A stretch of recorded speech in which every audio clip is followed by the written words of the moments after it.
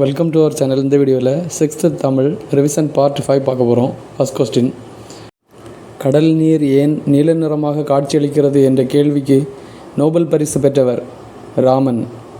கற்றோருக்கு சென்ற இடமெல்லாம் சிறப்பு என கூறியவர் ஔவையார். முதுரையின் ஆசிரியர் ஔவையார். முதுரை என்னும் சொல்லுக்கு பொருள் மூத்தோர் கூறும் அறிவுரை.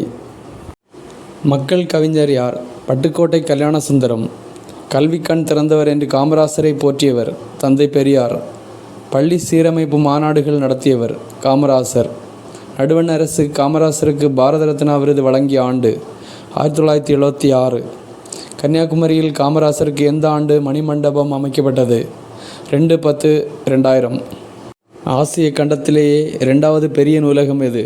அண்ணா நூற்றாண்டு நூலகம். அண்ணா நூற்றாண்டு நூலகம் எத்தனை அடுக்குகளை கொண்டது? 8. ஆசிய கண்டத்திலேயே மிகப்பெரிய நூலகம் எங்கு உள்ளது? சீனா. இந்திய நூலக அறிவியலின் தந்தை ரா. அரங்கநாதன். நூலக விதியை உருவாக்கியவர் யார்? ரா. அரங்கநாதன். நூலகத்தில் படித்து சிறந்த நிலை அடைந்தவர்கள் அண்ணா, நேரு, அம்பேத்கர், கார்ல் மார்க்ஸ். சிறந்த நூலகர்களுக்கு வழங்கப்படும் விருது ரா. அரங்கநாதன் விருது.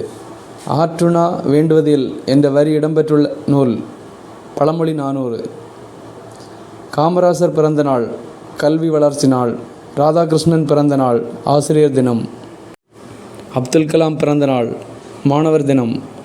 விவேகானந்தர் பிறந்த நாள் தேசிய இளைஞர் தினம். நேரு பிறந்த தினம் குழந்தைகள் தினம். ஆசார கோவையின் ஆசிரியர் பெருவாயின் முள்ளியார். பெருவாயின் முள்ளியார் எங்கு பிறந்தார்? வன்கயத்தூர். நல்லொழுக்கங்களின் தொகுப்பு ஆசாரக்கோவை. ஆசாரக்கோவையில் எத்தனை வெண்பாக்கள் உள்ளன? 100 வெண்பாக்கள்.